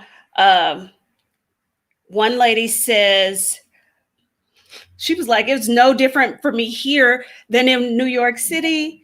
Her recommendation was, and our evidence, our research fits this, don't spend too much time on the app, she said, because there'll be too much conversation and they never want to meet. Lots of chatting back and forth. So our research confirms what this woman told us. Yes. And then there were a couple who were like Tinder or Bumble. And then this most recent comment, she's like, I feel like there are so many single men everywhere in every place I go. Please take them. I don't know where she's going. That was the question. Was where? Because my question was very specific. I specifically asked Mexican men over a certain age, where are y'all meeting them that are single? And her answer is everywhere. Sis, that means nowhere to me. When you say everywhere, but you won't give me a place, that means nowhere. That was not helpful. B. Butler says, could it be the language? I would say yes, except for what we saw last night, which was even among Spanish-speaking people, no one was interacting with anybody they didn't come with. And it's not COVID. I saw that in the comments. No, it is not COVID. It's not. Because they have no problem not wearing masks. So it's not COVID. And on the app, there are people I communicate with in English and are doing fine. Amongst certain classes of people, English is very commonly used. So there are people I'm talking to who speak and write English very well, but are still not like, hey, do you want to go out? Like, I swiped right, you swiped right. Do I have to actually ask you out? Is that what has to happen? Do I have to be the one to say, let's go get some ice cream? Because it just feels like I'm going to be doing all the work. The only people who have relatively quickly been like, hey, let's meet up, let's go out, let me take you to lunch, have been foreigners, not Mexicans. So we tried. We're not over. We're not calling it. We're not quitting. We are not quitting. My mom and my cousin are here. And I don't know. I feel like they shouldn't be watching this part of the conversation. Hey, Debbie Ann. But no. So Aisha says she's having a similar experience in Puerto Vallarta. I haven't cracked the Mexican man code. Like, we are swiping right. What happens next? I went on a date with a Mexican man when I lived here before. And apparently we had a misunderstanding. And when I explained it, because he'd lived here for like 20 years and I'd been here for like a month at that time. And when I told him that I preferred if he planned the dates, because I've only been here a month, I don't know what to do. You've been here like 15 or 20 years, you know what to do. When I said that to him, I never heard from him again, like ever again in life. So I don't know if there is this expectation that I will do the heavy lifting. And I'm not interested in that. But we also, because y'all, we've kind of thought all around this. There's also the thought of, well, let's find the place where unattached men go out together. We're starting to believe that place does not exist. We cannot find the place. Which is why we asked in the Facebook group last night, like, where are y'all going? Where do you meet them? And they were all like, the majority of the answers were, we want the answer to this question too. Like, no one had the answer. One was like, oh, I go to this, I've met a couple guys at this bar. There's not one single answer was a specific place. It was either the apps, nowhere, or apparently everywhere. Yeah. Yeah.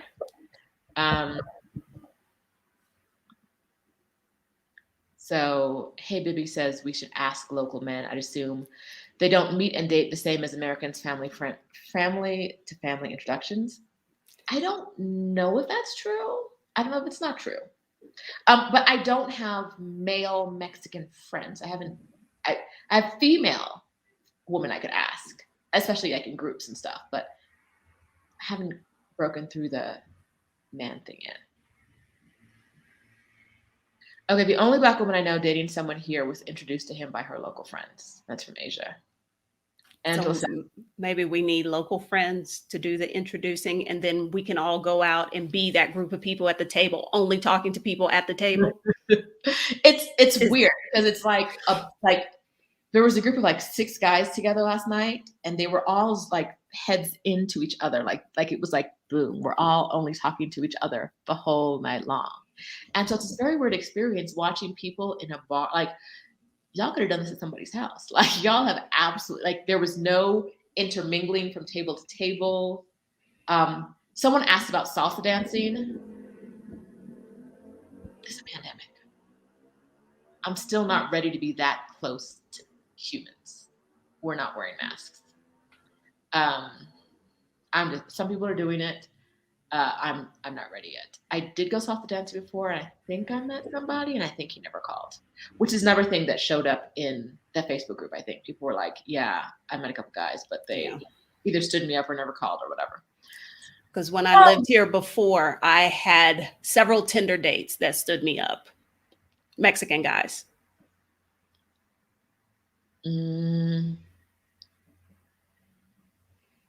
Yeah, we might need Rosanna asked if we need local friends to make intros and vouch for us. Maybe that is the tactic we need to take, because this direct approach isn't working. Any Mexican woman able to give insight? Is there anyone here watching? All right. AGL has asked a question that I don't know that I want to deal with today. Sheeta, I'm in your mama's age bracket, and I'm curious if she's had younger men paying her attention. I've had younger guys talking to me, and I'm not cougering that young.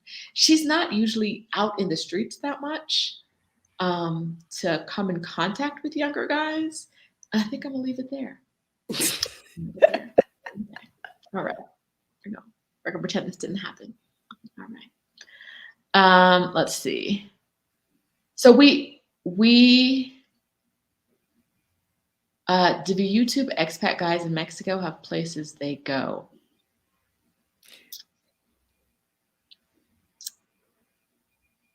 I would say that from some of the YouTube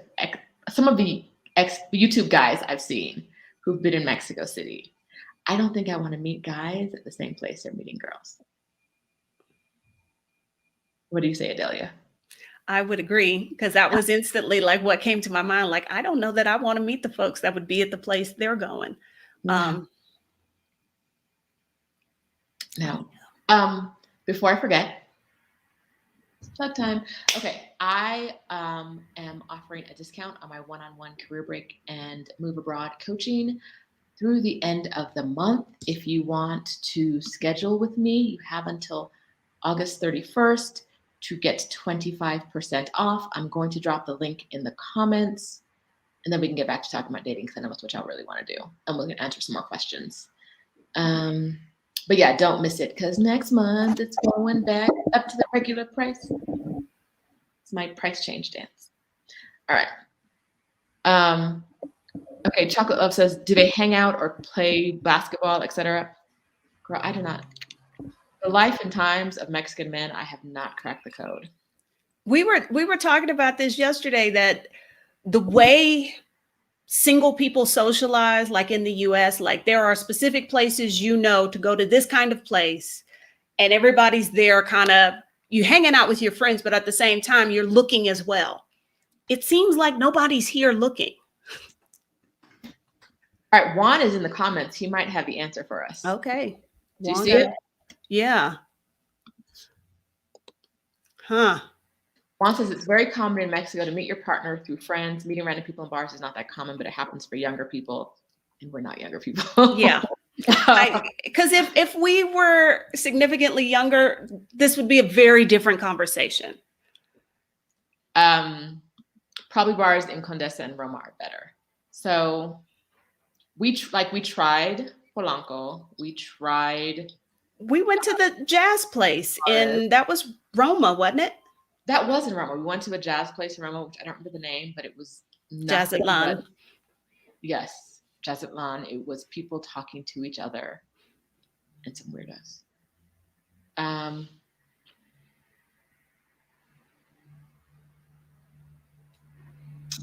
Okay, so someone asked about the male travel community. I am not saying this is true for all male YouTubers. Please do not come after me if you fall in this category. But there is I have not liked sometimes the way American YouTubers talk about dating foreign women. And for that reason, I don't really want to know what their community says about it, right? Like, it's not like sometimes the things they say, it just makes me not watch your channel at all. So I don't have any insight into what the men are doing. Also, men, like I want to meet them and date them, but not like listen to them. Right? Okay, so Adalia, you got to take this away before I put my mouth on the floor. So. I saw somebody ask, like, what's the next move? What's the next part of the plan? And I think we talked about being out more, but not necessarily doing the intensive kind of targeted outing we did this week. Yes. So going out where people are without the intention of meeting men. So if there are men there and we meet them, fine. But being more intentional about going out just for the sake of going out. Now we've made no plans to go out, but I mean, this is the last night plan. We gotta ease into it. We gotta ease into it. So yeah. So our next steps. That was Rochelle. Thanks for asking. Our next steps are. We'll find something to do this week. Maybe a market. Okay, so I feel like I've been to markets and I don't meet people in market. Like it's there. I never see men alone. The men who are out in the city, if they're not like working, are with women. Yes. That's or that's with like a pack of like they travel in packs of like 4 men, 6 men kind of thing. Like we saw a group of guys walk in last night. There's 4 of them, and they got to go to the bar we couldn't get into. They probably had reservations, and they were much younger. They were probably like 20, right? So yes, so it's kind of like where we don't know what men do with their time, because the things that they might normally do in the US isn't happening here.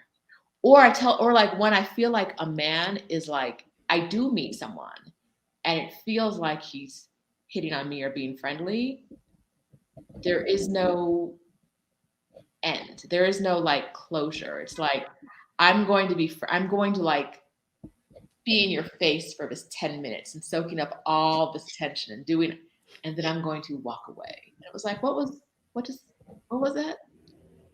You asked a lot of questions. You're smiley, you're flirty, and then it's goodbye. And I'm like, am I supposed to seal the deal? Am I supposed to close this? Like what? I will not be the closer. Like you've got to do something. But maybe that I will not be the closer is also why I am single. I don't know. Okay, so this is actually, I'm going to call it a good question. If you don't go out much, period, why do you love Mexico City so much? I don't go out much wherever I am, and I'd rather not go out much here than anywhere else. Like, because when I go out and I'm not on a man-finding mission, I always have a great time. It's the energy in the city is amazing. Like, just going to the grocery store can be an adventure some days. Like, there are 20 million people here. Right? Like, was that the number, Adalia? Yeah, it's 20, 21. But no, like you said, anything can be an adventure here. Even something as mundane as going to the grocery store. Yes. In a way that you really don't get somewhere else.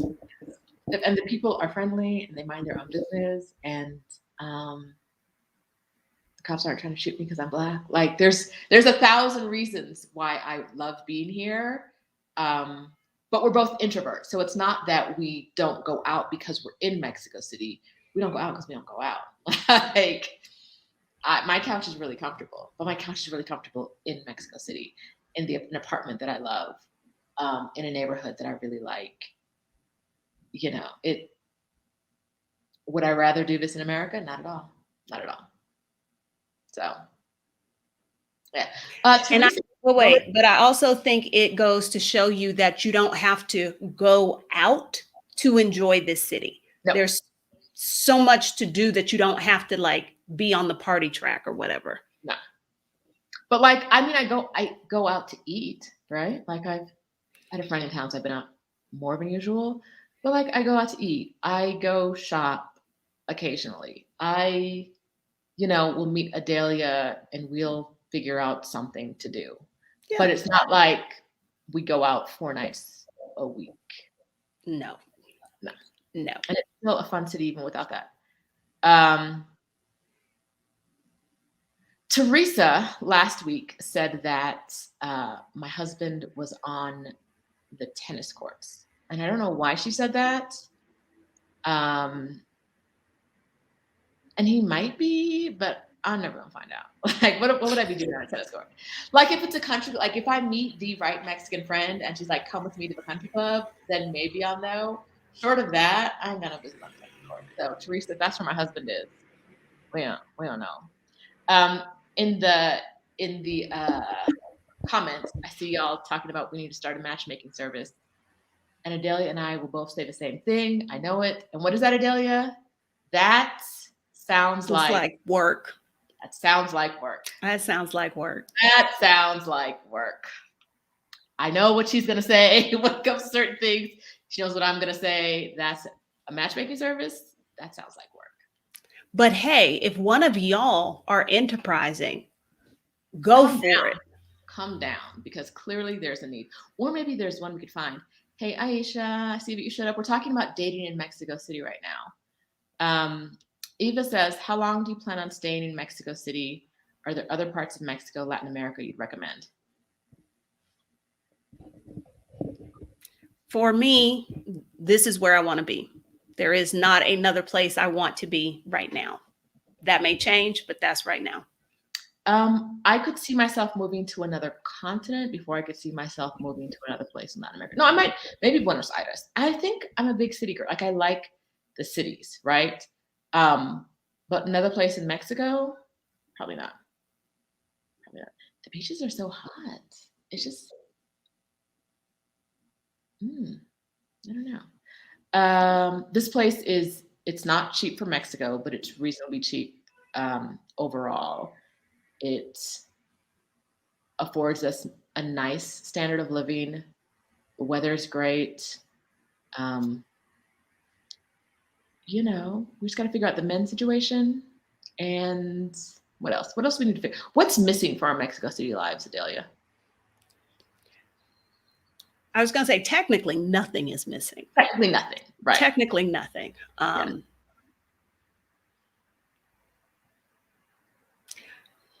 I have said that I would like more local female friends, and to find a local organization that I could work with. But like outside of that, I can't say that there is anything I feel like is missing.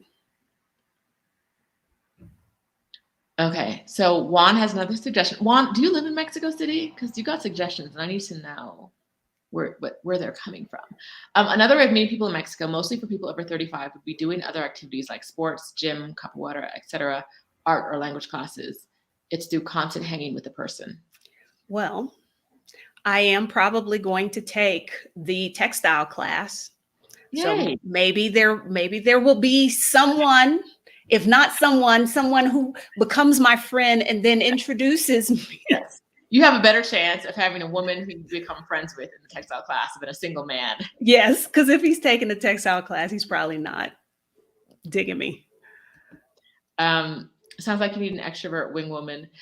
I feel like the extra, like our friend that was with us on Thursday night is a big extrovert, and it did not help. Because you would really have to be like, I see y'all talking, but I don't care. I'm here. Yeah. Like, you would really have to like kick down the door to these like the tables. Because it's not like, oh, nobody's talking to those dudes over there. There are no dudes over there. Every guy in the place is at a table with a woman.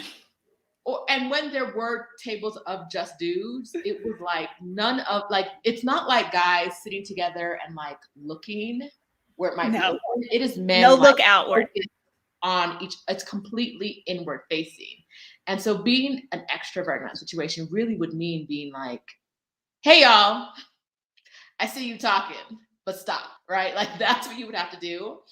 And even my very, very, very extroverted friend was like, no, this does not work here. This is not a good thing.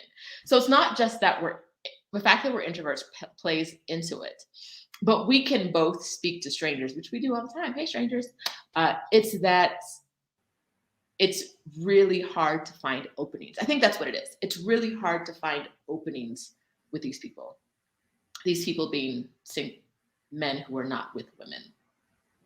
Because, yeah. Also, the women in when we went out, I think Thursday night was different than Saturday, but we went out on Thursday night. The majority of the women were like early 20s. Models. Very tall, very skinny. It was a lot of like young models in the place we were at. We were like, okay. And they were all with men. Like all the men who were with women that we could see, the majority of them were with young models. And we were like, oh, okay, this is the thing. Very young, very tall, very skinny, and very scantily dressed. Very much so where it's like, how is that staying on? Like there was a time where I was like, let me look at the physics of what's happening with that outfit because I don't, no shade, you look great, but I just don't understand how it's like not like falling down and risen up at the same time. There was a lot going on. You see, Juan said yes, he is from Mexico City. Okay. In my 40s, it's hard to meet people, single people who are interested in a long-term relationship. My friends have met their partners in sports group. Also was great from meeting friends. Sports groups. So I don't play any sports, but apparently that is the way to go. You need a hobby. I need a so hobby. That's what we got to figure out. What would be a good hobby for you? This morning, I woke up and I was like, I had this on my mind. I haven't done it. And I was like, I need to get into a Pilates class. Am I going to meet the future husband in Pilates class? Meet somebody's sister. Yes, I might meet someone who knows someone in Pilates class. So, all right, y'all. That's the mission for this week. I'm going to start doing something that happens in groups. I've been cautious about it because of COVID, but I'm going to start doing groups. Debbie Ann says volleyball. Girl, I'm not trying to get hit in the face with a ball, cousin. Yes. Well, I am going to, because the thing with the textile classes, I'm not sure that my Spanish is where it needs to be. So they are offering kind of a sample class. I'm going to do that on Tuesday. And we'll see if I can join the class from that. Okay. I am trying to highlight one comment. I did the wrong thing. Let's see if we can get this to work. There we go. Taking classes or working with an organization. There is an organization here that I'm thinking about joining. It's the International Women's Association Club. I knew it was C, but I couldn't think of what the C was. International Women's Club. So that I can meet more people in the city. It's mostly expats, but I do want to meet more women in the city. So I'm thinking of joining that. All right. What are you going to join? What are you doing this week, Adalia, to further this mission? Well, like I said, Tuesday, I am going to the informal practice class for the textile class, and we'll see what that looks like and whether I have enough Spanish to actually take that course. And it's like 2 months every weekend or something. So in theory, I should meet someone, male or female, but I should meet someone. I thought it was like a one-time class. I didn't realize it was a no. It's a course. So it's like, I think like 2 months. Okay, good. We are all ones as people go to churches in Mexico and they're built in network. That's not gonna work. Mm-mm. Okay, can you hear that coming from Adalia's? Microondas. There are trucks that drive around the city, and they all use the same recording. Which at first I was like, "How come this truck is everywhere I go?" But they're. Can you hear that? Estufas, lavadoras. They are buying and selling appliances, mattresses, anything you have in your house that is big, that is of value. They will buy it from you or sell you one. And so that is their loudspeaker. You'll also have people. The sweet potato cart has a sound. It's a whistle. What other sounds are there? Most of the fruit guys, driving trucks and selling fruits have some kind of speaker saying what they're selling as they drive down the streets. What else, Adalia? The tamale guy. The tamale guy. He's got a recording. Yeah. So there are lots of. That's why we say it's like. I don't hear this guy in my neighborhood where I live now. When I lived in Roma Norte, I heard him. I'm more on the outskirts. I was going to say, they're not coming to your neighborhood. I'm also like in a high rise. If you're driving a truck to sell things, like I'm not running downstairs to buy, like some of them sell guavas out of the back of their truck. You're not driving by a high rise to sell guavas because getting down to buy them, you'll be blocking traffic for like 10 minutes before I get there. But in other neighborhoods that have more of a local feel, you'll hear them regularly. Also, the police here always drive with their lights on, so that can be kind of off-putting to some people. And there are sirens when there don't need to be. Like you're not on a high-speed chase. What are you doing? Like you're not even driving fast. Why is you're not even driving fast? Why is your siren on? What's going on here? Oh, okay. Teresa said that there's a whistle for sharpening knife, and then there are bell sounds. Yeah, the trash guy is a bell, but then gas. I forgot about that because that can sound different depending on who your gas guy is. I don't know about that. Well, again, not in your neighborhood. Nobody's walking around with canisters going, gas. Does he actually sell it? Yes, they're like refilling people's canisters or that sort of thing. And so they'll park the truck and then somebody gets out and yells gas as they walk around the neighborhood.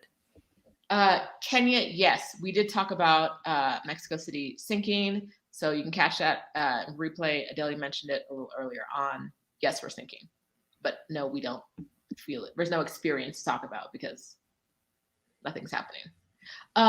There was a fire and an explosion in the parking lot of my building earlier this week. They didn't tell me that anyone got hurt, so I don't think anyone got hurt. The parking lot is below ground. Something about the electricity, something, substation, something. I wasn't home. When I got home, the elevators were off, so I had to climb the stairs to my apartment in the 20s. I wasn't happy about that. But I didn't know that there was a fire and explosion. I just knew that the elevators were off. Like I said, I wasn't pleased because, my knees aren't that great. Got old knees. But no, that's not a sinking issue. That was just a weird fluke. No. And by like the next day, everything was fine. Let's see. Any other questions that we missed? Do you see many interethnic couples in Mexico City? Yeah. I think the same number you see anywhere else. Like the last couples we saw last night as we were leaving Zaman were two men who look Chinese and two women who look Mexican. So there are a wide variety of interethnic couples, as you put it. Yeah. I don't think it's a big deal. It's more of if you can find somebody, like it's not a big deal of, oh, you don't match me. It's like, no, they found each other, whatever. Yeah. Puppy love. We covered this earlier too. Is the availability of water, not drinking water, an issue in Mexico City? It isn't now, but it could be in the future. Lots of water now. Let's see. What else? Aisha says she wants to come to Mexico for a Spanish immersion class. Do it. Do it, do it, do it, do it, do it. Let's see. What am I missing? I think that's it. I think that's it.